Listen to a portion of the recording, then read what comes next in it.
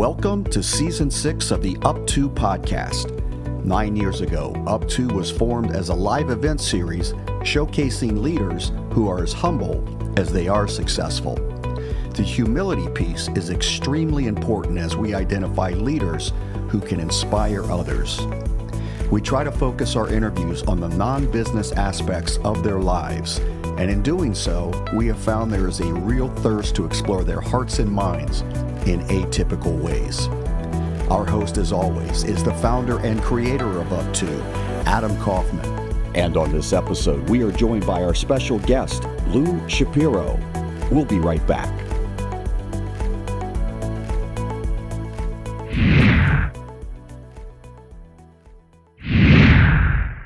If you're a business owner, an executive, or a rising member of a management team, I don't have to tell you about the importance of having team members and partners you can trust.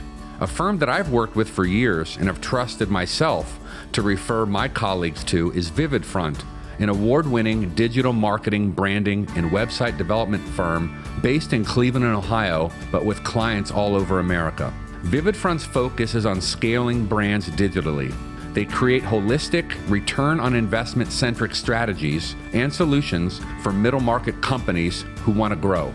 They do paid advertising, influencer and social media marketing, e-commerce strategies, lead generation websites. I could go on. Their expertise is expansive, and their tactful leadership team, all of whom I know, has the entrepreneurial experience to turn ideas into revenue-producing business plans.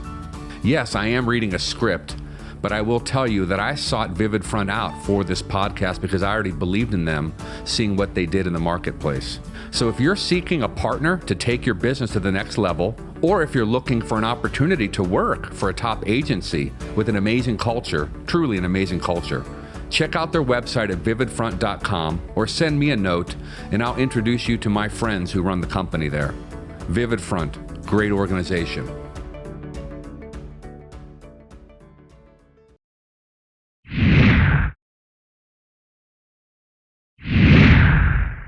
Our guest today served as president and CEO of Hospital for Special Surgery in New York City for 17 years.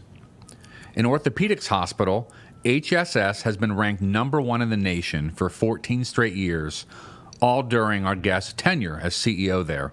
Currently, he's a board member of Zimmer Biomet, traded on the New York Stock Exchange, and also a senior advisor at General Atlantic, the global private equity firm with $84 billion under management.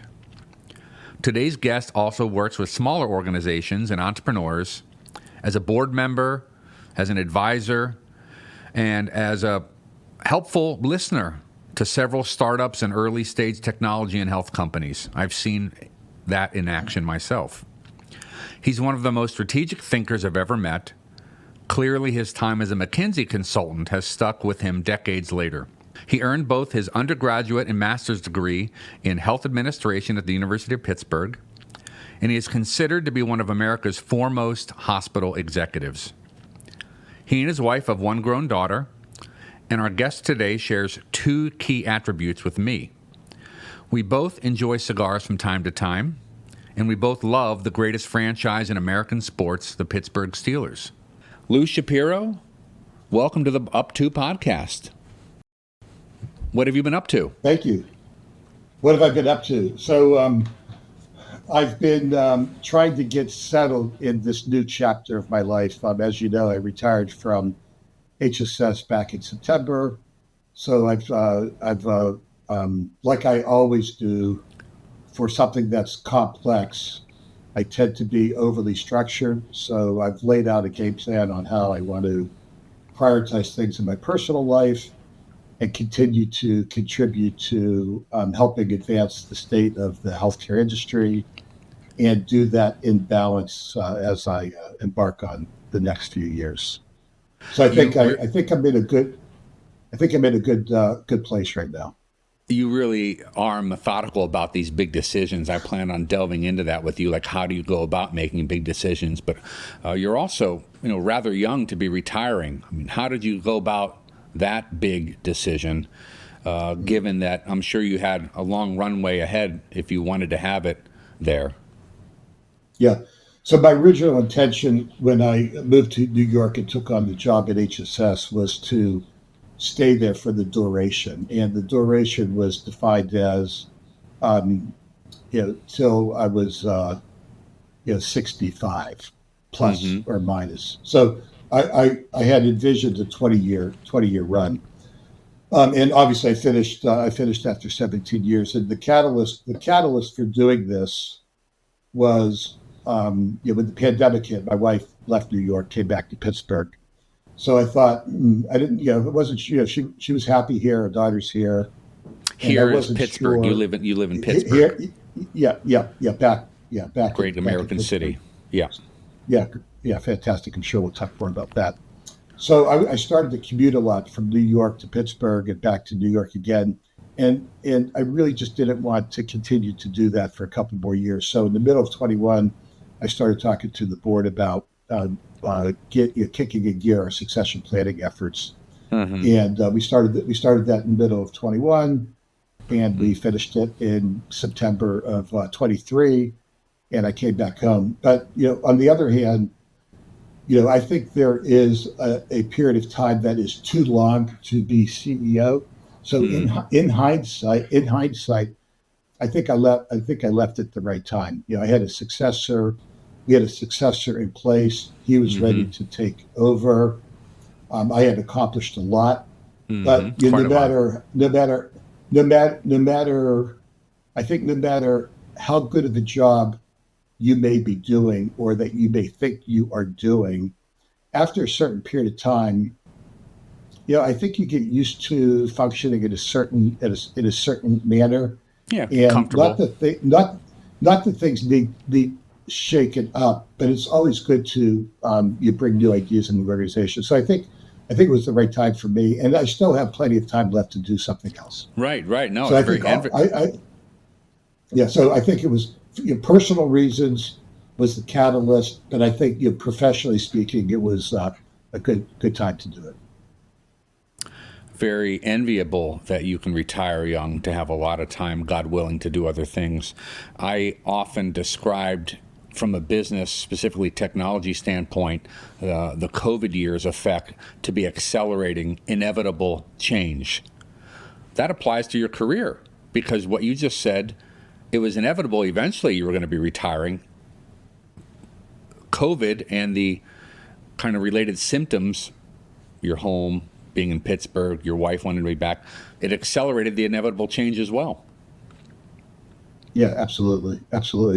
Yeah, from March of 2020 to when I had the first discussion with my board in the middle of 21, that was only 15 months, but I think it was essentially like 4 years of emotions and effort sandwiched together. Accelerated, right.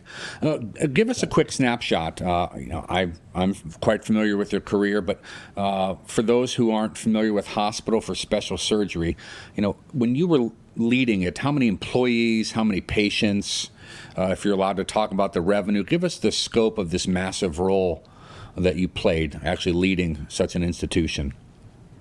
Yeah. So I'll tell you what HSS was when I left. So HSS is an academic medical center that focuses on teaching, research, and patient care for musculoskeletal conditions. Right, orthopedics being a big part of that. Right. It was $2 billion, about $2 billion in revenue, about 6,000 employees, about 20 locations in 4 states. That includes New York, New Jersey, Connecticut, and Florida. And as you indicated, the organization has a extraordinary reputation that was cultivated over the course of 160 years. I mean, it was a great place when I joined. I certainly didn't make it worse, and hopefully the team, the 6,000 people that were part of the organization, 1,800 when I started, 6,000 when I left, everyone contributed to making it even more extraordinary. Well, this is the humble you coming out, and that's the theme of this program, is leaders who are as humble as they are successful. That's why I invited you on. But just to underline some of these facts, maybe it had a long history, but it only achieved the number one ranking status under your leadership. And to remain number one consecutively for 13 more years, even going out on top, so to speak, with you kind of Lynn Swan-like leaving while you were at the top of your game, a rare opportunity to really drop the mic when you were on top. And you're not a drop the mic guy, but my point is to commend you, because it would have been easy probably to stay, easy professionally, maybe not easy personally, because you were the top in your field. And all of us in business, we want to be the best company of whatever industry we're in. But you, according to others, the firm you led, the institution you led, was number one. And that is no small feat, my friend. So I don't know how much you really think about that, but it's quite an accomplishment. Yeah, I mean, I think it was like a massive privilege to be able to spend, almost 2 decades there. Did you discover early on in your life that you were prone to become a leader? Maybe there was activities in school or a first job where not everyone is built to be a leader. I think these are God-given traits that one has or doesn't have. Was it clear early on that you would be a leader, or did you kind of accidentally fall into this role through your other prior positions? I would say it was a combination of things. So, growing up, I was exposed to the healthcare industry, by having family members who spent a lot of time in hospitals because they were sick. But I also had an interest in business. So when I went to college, I wanted to be a doctor until I took organic chemistry. And I was like, I remember exactly where I was sitting there, like, there's no way. So I wasn't sure what I wanted to do. I did some research. I really stumbled on the field of healthcare management. And I thought, oh, this is interesting. Healthcare and business combined. And through networking when I was undergrad, I met through the executive assistant of one of the old iconic CEOs of a local hospital. Spent a summer with him. Mm-hmm. I think it was when I was a sophomore in college, so a long time ago. And I thought, oh, this is what I want to do, and decided I was going to do that. And then went to graduate school, and 40 years went by like that. Right, but so what about leadership? What about leadership traits that became evident? I really wonder, can leadership be taught?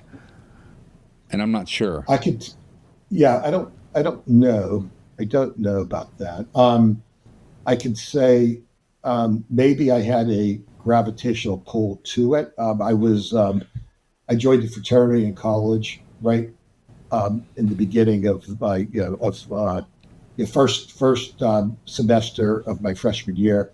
Mm-hmm. I was president of my pledge class. Okay, so pause right there. So that's like a hint. President of your pledge class. I'm not suggesting you're seeking attention, but clearly others thought there's some leadership skills here. That right there kind of proves my thesis that I think leaders are born, not taught. Could be. I mean, there's obviously a lot of things you need to. There's obviously a lot of things you need to learn. Probably more not through being taught, but more being taught through experiences. Right. And I think maybe it's not wanting to be a leader, but trying to figure out how do you make things better, for people. I think maybe that was the tendency. There's no signs of that until I went to college. Mm-hmm. Well, that's still pretty early. You're 19 years old as a pledge, maybe, and that's still pretty early. I remember sitting one time at a baseball game with a visiting friend who was the CEO of a larger organization than the company that I was leading at the time. And I didn't plan on bringing this up today, but it just seems relevant. So I, at the time, was the president of my parish council at my church, and I was the president of this company that I was leading, and I was the president of this group called Young Entrepreneurs Organization, YEO, our Cleveland chapter. And I was making fun of myself to this guest who was much higher in stature than me. I said, I'm so vain, like I need to be in charge of everything that I join. It's so stupid of me. I feel like I'm like cursed by leadership and the need to be a leader. And he corrected me, and I liked how he said it. He goes, you're blessed by leadership. And I thought, yeah, not everyone, maybe, he got me to think, maybe not everyone is built for that role. And everyone at HSS, and even probably your pledge class, was blessed with your leadership, I would think. And I'm sure you don't ponder that too much, but you have to be a stellar leader if you guys have been ranked 14 straight years as number one. Yeah. Well, so just one quick story about when I was president of the fraternity. That was at a point in time when all the fraternities at Pitt were faced with the decision about whether they wanted to move in university constructed houses in a different location than where they were. Mm-hmm. And I was an advocate for moving, and we had 64 people in the fraternity, mm-hmm. and 63 voted to stay in the house. Okay. I was the sole vote to move, so I was overruled. So, but you were the president of the chapter at that time, not the pledge class. I was president of the chapter at the time. So you would think I would have gotten a message that maybe leadership wasn't. Yeah, right. Because to be a leader, you have to have followers. Right? Yeah, and you have to earn followers. Yeah. Maybe I learned from that. I'm not sure. Well, they didn't kick you out of the fraternity, I imagine. You just struck out in that moment on your consensus building, which I think is an aspect of leadership, but you were humble enough to realize that the group spoke. Let me ask you a different question about leadership. Do you think that there are others that helped shape the type of leader that you became, whether it's somebody you knew and mentored you, or maybe someone you read about from afar? I know you read a lot of books. Is it someone you tried to learn from in terms of your own leadership style, or was it always your own? Yeah, I don't think there's anyone in particular. But as you go through life, you're influenced by people. Probably the first person that I was most influenced by was my grandfather, who was a fireman in the 1930s, and then he was in the scrap metal business. He was just a great man. Mm-hmm. He was a great man. He wasn't a leader, in the traditional sense, but I think he was my first biggest influence. And then you're fortunate enough to go through your career working with great people, and either you actively watch them and learn from them, mm-hmm. or just by being around them, you absorb the characteristics that you think you want to model subconsciously. And I was privileged to be Irv Goldberg, Dan Stickler, Tony Sanzo, Glenn Steele. I just have been blessed with working with people who were great, who also cared about people's growth and development. They were great people, and I owe them everything for what I've been able to accomplish. Well, I have observed some of that caring for the others you're leading in you. I used to visit you at hospital for special surgery, and I would see how you would treat your subordinates, whether they were executive subordinates or frontline subordinates. And I was really impressed because I would visit other hospital leaders as well around the country, the biggest hospital brands in the world. But the culture you helped build there at HSS was rather unique in that it wasn't an autocratic, I'm the boss, you have to do whatever my memo says mentality. And I do see that at other top hospitals. Yours was more like what you just described, maybe absorbing the others around you and those board members and how they treated people. It was a really special environment there at HSS. I don't know if you also won awards for the culture at your hospital, but I could see a special culture there. So yeah, so that's the key word. So in addition to being working for people who were extraordinary leaders, that I absorbed some of their some characteristics that defined them. I've also been in organizations that had a great culture and lost it as I was growing up, and in an organization that all that it had was the caliber of its people. So before I started at HSS, I knew that whenever I had the opportunity to be in the CEO leadership position, that culture was going to be foundational to whatever plan was developed for the organization. And my general view of people in an organization is that everyone's the same. Like, everyone's the same. It doesn't matter whether you're the CEO, board member, doctor, security officer, nurse, the person who cleans the floor. Everyone's the same. Everyone individually makes a contribution, and everyone collectively allows the organization to move forward. Whatever the aspiration is for the organization going forward, how do you make everyone in the organization, regardless of their role, feel like they are responsible for leading the organization?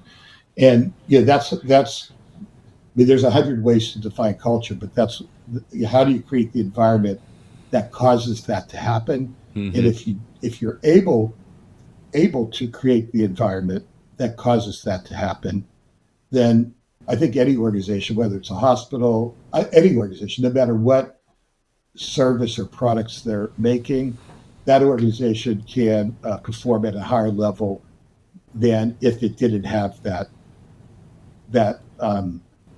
invisible ingredient, which is the culture. Well, you just explained that culture, that goal to have that culture very easily.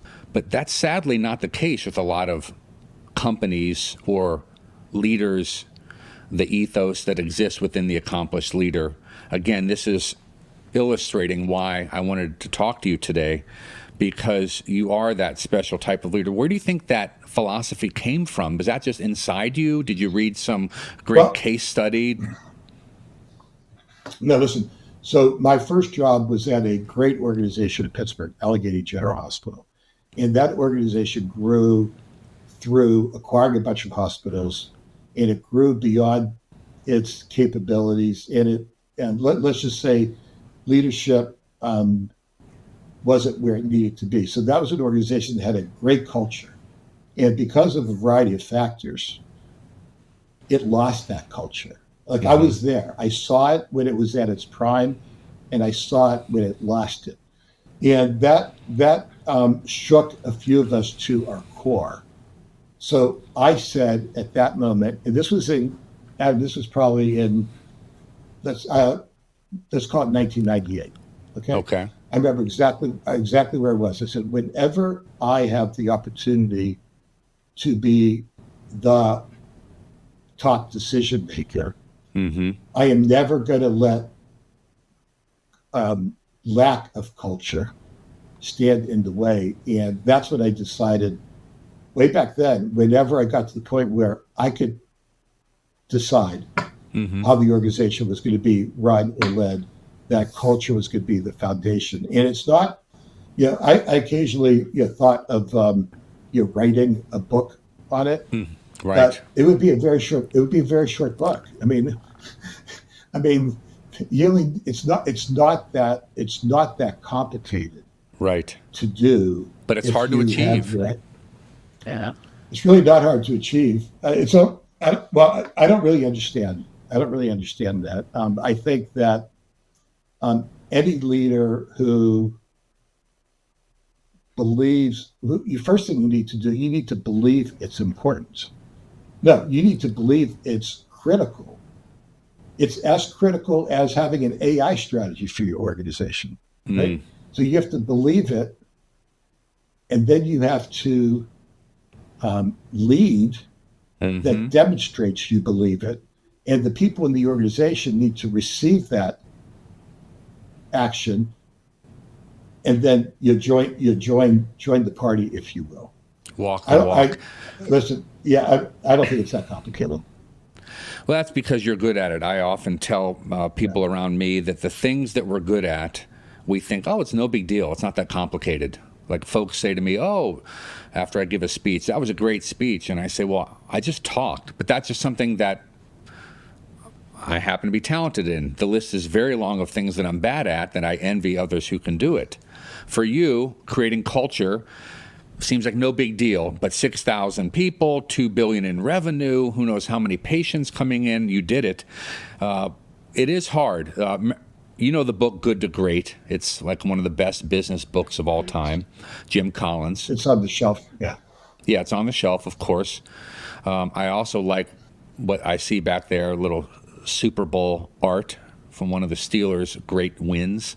Anyway, Good to Great featured a few different companies, less than 10.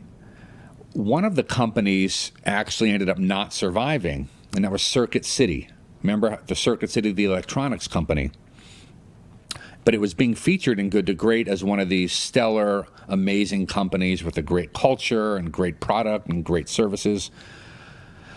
The CEO of Circuit City, who was in charge during its downfall, then wrote a book that might be the most humble title of a book I'm aware of.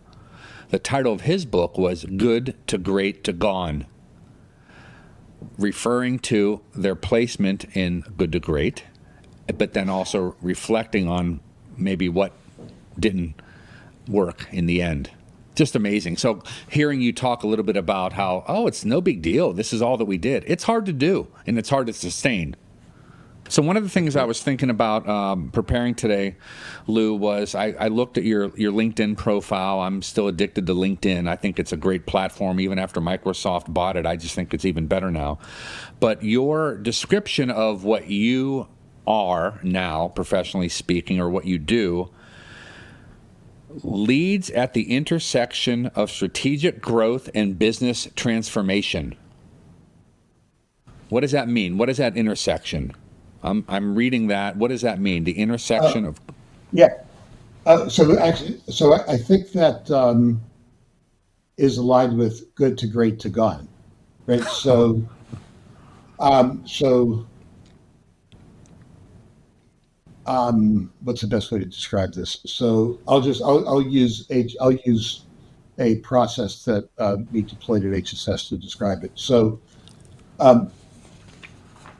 you're in an organization. The organization should have some aspiration for performance. That's what you want the organization to be. What's the purpose of the organization? What do you want to become? Right? At no particular time, but what's your purpose? And the purpose of HSS was to help people get back to what they needed, love to do better than any place in the world. And we wanted to be, depending on the form, different ways we described it, HSS to be synonymous with musculoskeletal healthcare. So here we are. We're at a point in time. We have a history behind us. We have an environment that we're in. We have an aspiration that we want to achieve. How do we look down the road 5 years and say, on this journey that we're on to a destination that we will never reach, which is a mindset. On a journey to a destination you'll never reach, it's a mindset. What do you need to do over the course of the next 5 years? And we always had a framework for that. What's the journey? Our journey was better knowledge and scale. What capabilities do you need to build in the organization to take this next phase of the journey? And that will change over time. What are your strategic priorities and how do you measure your success? And then every couple of years you pause and say, okay, where are we now? What's going on in the environment? What kind of adjustments do we need to make? And you keep on iterating on that. And as best you can, and this is clearly the role of everyone, but it's the role of the board, and it's clearly the role of the CEO and the people he or she surround themselves with, which is easy to say, really hard to do, is looking around the corner. Like, Where do you want to go? Where's the industry going? Where do you think you should contribute to shape where the industry should go? And how do you make sure that you're not caught off guard? Mm-hmm. And there's a variety of things that could happen that could make you go from good to great to gone.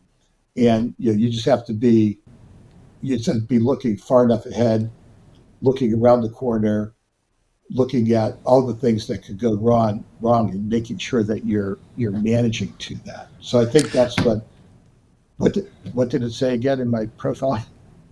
Oh, the intersection between strategic growth and business innovation. Yeah, right. But what you just shared there is extremely valuable. Anyone who leads any size organization hopefully can relate to what you just described. Maybe in a big organization like yours, the strategic planning process and then looking every couple of years at what's around the corner, as you called it. I think that's so valuable. And it might be hard to know what's around the corner. There could be 10 different scenarios. In your old line of work, could be like changing economics of Obamacare, or it could be, I don't know if you ever thought a pandemic could be around the corner, but there's massive tidal waves that you may not even know about. Yeah. So that's true. So part of that, maybe it's humility applies to this, is you should never think your organization is great. You should never think they're great. You should never think your organization is great. Like, my view was, okay, we accomplished this. That's great. Now let's assume that we're terrible at everything, right? So you don't want to get stuck in thinking that you are immune to changes in the environment, right? So you have to look at yourself as, look, you obviously are happy with what you've accomplished and confident about what you could achieve, but you have to dial that back and feel like you're always one step behind how things are changing. So you can't be overly confident, right? So you're how can you fight the complacency, though, especially when officially in the rankings of U.S. News and World Report you're being told you're ranked number one? How do you fight that? Whether it's complacency or cockiness or comfort with, hey, we've arrived. So that's part of the culture. It's part about being purpose-driven, right? Purpose-driven. It's about how you think about, we're on a journey to a destination we will never reach. Mm-hmm. So when you're always raising the bar, right? If you achieve this, you celebrate it. You make sure. I mean, you already have the good. But look, without a solid culture, as we talked about, you can't do that. You can't do that. But with that, that's one of the elements that's in the culture. It's like, all right, this is good. It's just not good enough. So our net promoter score is 95. Okay, that's great. But what about the difference between 95 and 100? So let's reset that 95. Right, the difference between 95 and 100 is this big. So re-index that 95 to 0 so you can see. We got a lot of I guess also. I think culture is a secret ingredient that is look. It's not a silver bullet. You can have a great culture, and the environment still gets the best of you. But the definition of culture is multidimensional and contributes to going from good to great to better. Well, maybe that will be the title of your inevitable book, should it be written. We got the title right there. I can be your editor, or at least the editor of the title. Tidal waves, trying to expect the unexpected. You being a former hospital executive, and we're still, recent past, coming out of the pandemic, all the COVID-related protocols in society, broadly, specifically within hospitals. I wanted to talk to you about making tough decisions. Part of being a leader, the buck stops here. Sure, we want to take opinion of our fraternity brothers before we decide on a decision to move or not. But eventually, you are the boss. So how do you go about making tough decisions? And maybe you're looking at that question through the COVID lens, maybe not, but that's what I was thinking about. Some decisions are easy, some decisions are hard. And it goes back to the culture of the organization. You're being purpose driven, being on a journey to a destination you'll never reach, and thinking about, okay, what are the things that could get in the way, right? So there's economic challenges, right? And the organization is not performing as well as you need to. So you need to have a layoff or a reduction in force. That's terrible, right? Mm-hmm. Because that's certainly, whenever an organization has that, that's no fault of the people who are losing their job. Mm-hmm. I look at that as a leadership failure of the CEO, whether it is or isn't. That's how it made me feel. Mm-hmm. But you got to do what you got to do in the best interest of the organization. Now, how you do that is important, because if you do that in the wrong way, you're going to destroy the culture. If you do that in the right way, it may put a couple of chinks in the armor of it, because it's devastating. Actually, the stronger the culture is, the harder it is to do something like that. But you tell people, you explain to them, this is what we need to do, this is why we need to do it, and you do it in a way that is the right thing for the organization. And the right thing for the organization is a function of what's right for the people who make the organization what it is. Mm-hmm. A reduction in force is one of the hard decisions. During the pandemic, we made the hard decision, I think it was March 8th, that we were going to close HSS and turn it into a COVID hospital. That was a hard decision. We did that because if we didn't do that, more people would have died than would have otherwise died since we did that. And we also didn't need all the people that were gainfully employed to do that. So we had people not work, and we paid them full salary as long as we could. Then we paid them 80% for as long as we could, because we knew that we were going to get over this hurdle, and we needed them to come back. And we needed the culture that allowed us to pivot into being a COVID hospital when we went back to HSS. So you have to you got to make the right decision to allow the organization to move forward. Because if you don't make the hard decisions, then it's not going to move forward in the way that you want it to. You just mentioned like 7 or 8 different big decisions that you had to make. Do you feel like you're good at making big decisions, or have you had a few intersections along the way that maybe you could have turned left, but you turned right, or got stuck at the intersection too long? You're a pensive guy, so I'm sure you've analyzed, I'm sure, a lot of your big decisions. But you're not the only person that said that to me. I think there's many of them. It's like you're making a decision too late, right? Because you don't want to let someone down, or you don't want to give up on something that's obviously a failure. Mm-hmm. I think things that impact people are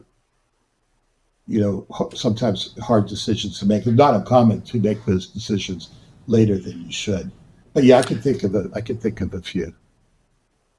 And I know what you mean, like the emotional side of it. We're human beings, so as leaders of others, if we're hoping a key team member is going to work out and we don't maybe make a change as fast as we probably should have for the sake of the department or the organization. I know myself, I can vividly remember at one point in my career, I was in charge of a 10-person sales force, and there was this one particular team member who was always near the bottom of the rankings, but more importantly, just he brought others down. and we wanted it to work, and we knew him well. It's a small company, and we knew about his family, and we definitely waited too long to get rid of him and make a change. And when we finally did it, sitting with my HR person, me, and him, he said, "What took you guys so long?" He knew he wasn't the right fit for the role, but we, as emotional humans, we waited too long. Maybe you're thinking of an example like that.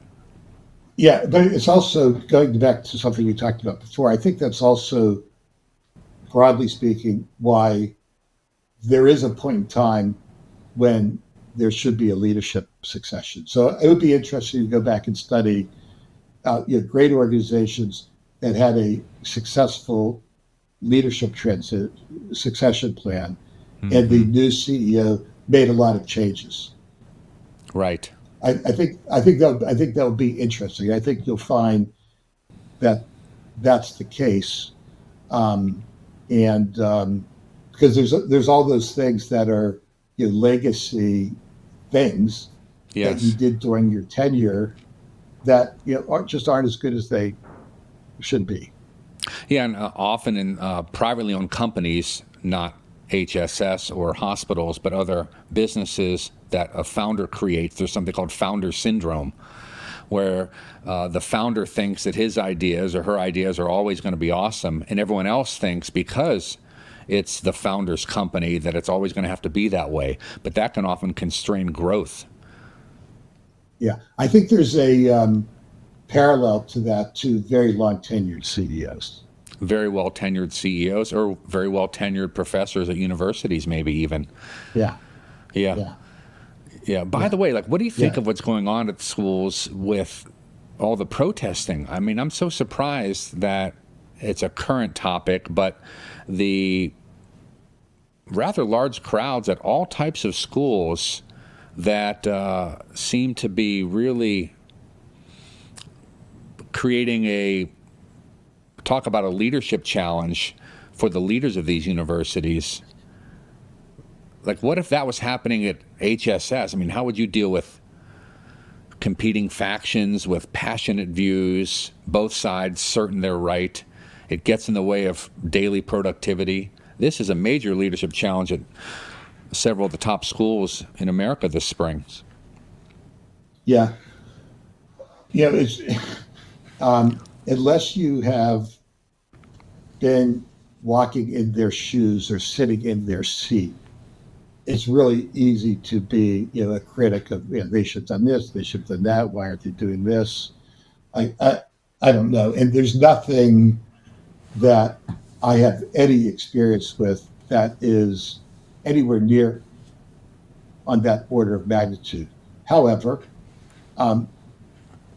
listening to you and thinking on the spot about this, thinking back to when we closed the hospital and turned to COVID, because not everyone was happy about it. There's a lot of angst. When George Floyd was murdered and the DE&I initiatives were pushed, it exposed all the things that we were not doing well, and you created a environment for people to share their concerns.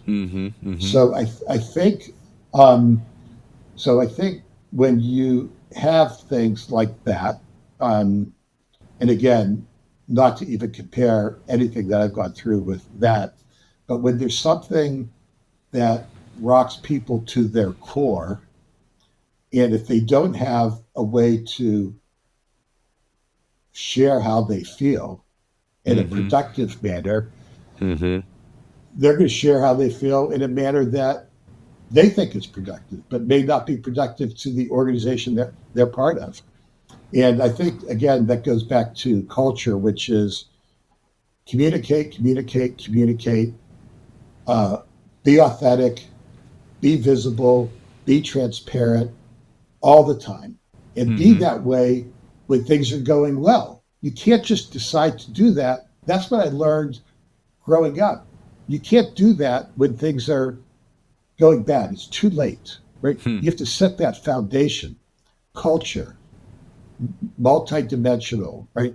If that foundation is in place before there's a problem, then when there's a problem, you can deal with that problem a lot easier. The only reason why HSS was able to do what it did during the pandemic, which was like looking back on it, it's insane. An orthopedic hospital turning into a COVID hospital, I remember every minute of it and how it made people feel. The only reason why we were able to do that and survive and then thrive again is we had the culture going into it.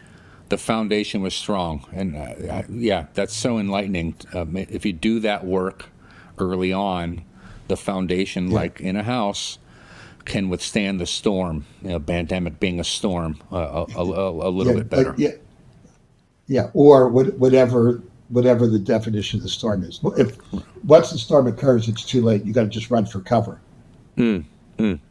Well, I like your humility coming out again as well by saying that unless you're in the shoes of these university leaders, hard to comment on it. Easy to do, but hard to justifiably comment on it. So that's a good point. I think there's a lot of armchair quarterbacks out there, not just on that topic, but on so many others.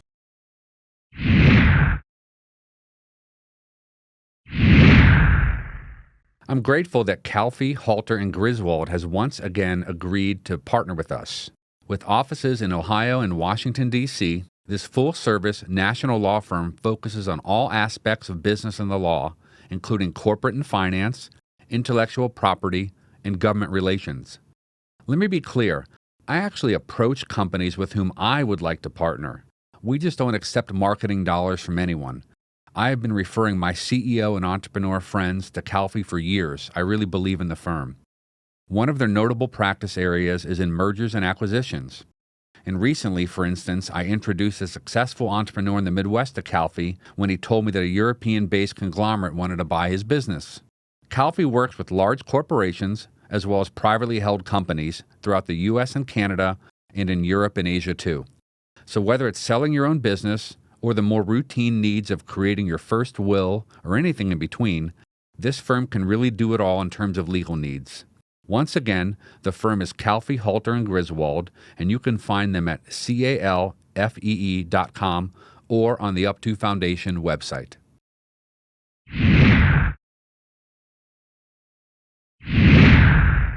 Are you excited about this new season in your life? What are you most looking forward to now that you have chosen to work at this intersection? What's getting your blood going? Yeah, well, that intersection is really looking in the rear view mirror. It's how I did things, and I look. This transition was really hard. It is really hard to leave an organization you love and people that you love, and say, "Hey, I'm leaving you. I'm going." Like it's just like it's a very intellectually and emotionally challenging thing that is not an uncommon experience that people have, especially if you love what you did and love the people that you worked with. So I think at this phase, I'm excited about reserving time for the things that took a back seat for the last 40 What types of things are those? Is it the guitar behind you, or what types of things are you referring to? I have 8 things. Do you want to know what they are? Go. Let's do a lightning round of the 8 things. Family, friends, travel, exercise, learn how to play a guitar, learn Spanish, try to get better at playing golf, and reading. Wow. So how are you doing on those? Knowing you probably have like KPI reports, Excel spreadsheets, scoring yourself on all 8 of these things. I would give myself a C on them because I'm doing them all, but I'm not sure I'm doing them all with enough passion and purpose as I need to. A little bit more, checking off the box, but I'm getting better. I can't tell if that C is the humble you, or because you're not a C guy, you're an A guy. So is it really a C? and you just have a lot of work ahead of you and focus, or are you just being humble? Like on family, let's just. You and I talk offline. You're an A family member. True. You're an A friend. One of your other friends. You're an A friend. Family is the easiest one, right? One, I have a small family, and it's always been priority number one, so that's a little bit easier. The other ones require time. Like I play the guitar maybe like 5 minutes a day instead of 30. Mm-hmm. Well, I think maybe cigar smoking should be one of your 8, so that we can work on improving that together. That's a subcategory. That's a subcategory within that friends. That comes under family. My son-in-law likes cigars. It comes under friends. It comes under golf. Good. It's a subset. This is the Mackenzie in you. Yeah, exactly. Page 2 of the PowerPoint. Joking aside, what are you spending your time on professionally? What are you most excited about right now in your work pursuits? Everything is challenged in the world. You want to pick a challenge to work on. You have a the world is your oyster. So my focus is healthcare. I don't really know much about anything else. So I would like to continue devoting time to helping the industry advance. So I'm trying to pick companies and people that I want to invest in that I think can move the needle. And I sort of viewed myself as a helper, and that was how I viewed myself when I was the CEO. Mm-hmm. And I'm a helper now. But as a whatever you want to call it, board member, advisor, mentor, friend. Yeah, listener. In your intro, I said listener. You're a good listener to these leaders too. Yeah. So I've picked the sort of in a natural way. This next chapter, professional portfolio has evolved. One through my relationship with General Atlantic, one through my relationship with Redesign Health, and just through other means of connecting with people. I'm working on with a great new company that I think has the opportunity to transform healthcare. It's a advanced primary care company, great founder. I'm working with a digital health company that should help hospitals transform their experience taking patients who need surgery to improve their health. Mm-hmm. I'm working with a global med tech company, which is embarking on a bold vision to help transform healthcare. So anything that I'm doing is really around making things better, right? How do you? And again, that was the journey HSS was on: better knowledge and scale. Like how, like whatever it is, just how do you make things better? And sometimes that's baby steps, sometimes that's big steps, and over time, sometimes that could be transformational. So the 4 boards that I'm on, that's what I'm trying to do as a helper to the team. A lot of my friends like investing in private companies. I'd be remiss if I didn't ask you, what are your kind of key trends that you see as the most promising in health technology, health software, whatever you want to call it? Yeah. So a couple times you described me as a hospital executive. I would, and I just was talking to someone today about this. We need to take a step up, and you look at the healthcare ecosystem. Hospitals historically, and probably even today, have been at the center of the healthcare system. They really should be on the periphery. And how do we make people healthier? So how do we enable prioritization of health so we can spend less money on care? So I think that's um, that should still be a priority. That should still be a priority. And then foundational is primary care, right? The primary care system in the country is broken. It is really hard to be a primary care physician. It's very hard to be a primary care physician and take great care of your patients. It's hard to be a primary care physician and make your have reasonable economics as part of that. The application of technology, science and technology, pharmaceuticals, the application of artificial intelligence. I don't think anyone has really figured that out in terms of how meaningful that. I think we all know that will be transformational. Mm-hmm. We're at stage one of that. Those are all areas that will hopefully help, and I'm sure 5 others that will help move the industry from where it is to where it can be. So it's not 20% of our. So it's not 20% of our GDP. Of our spend, so yeah. it's not. So if it's not eating up the federal budget. So employers who are really large employers who are self-insured aren't spending more on healthcare than they need to take care of their employees. The industry needs to be transformed. It always feels like it's running out of time to do it. So we should be spending our time on things that are going to move the needle and help move it forward.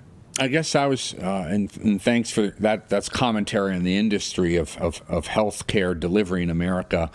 I was wondering if you had any categories, subcategories, whether it's personalized medicine or genomics or male pattern baldness or wearables, or you mentioned AI, but is there some subset of technology in healthcare that you think is really exciting? What does the future look like, and how long do we have to wait until we're living in that future? Look, I mean, let's just pretend I was asking you questions and you answered them. I mean, you covered all of them. I think all of those things, and probably 10 more, are important. But think about, we're spending money on taking care of people downstream. We should be figuring out how to avoid that from occurring, to going upstream. Yeah, and prevention.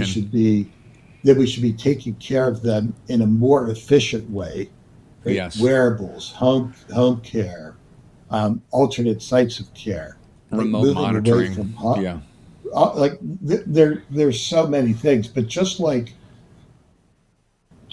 organizations who, complex organizations that have all kinds of challenges, the foundation is culture, and that allows you to make your organization better.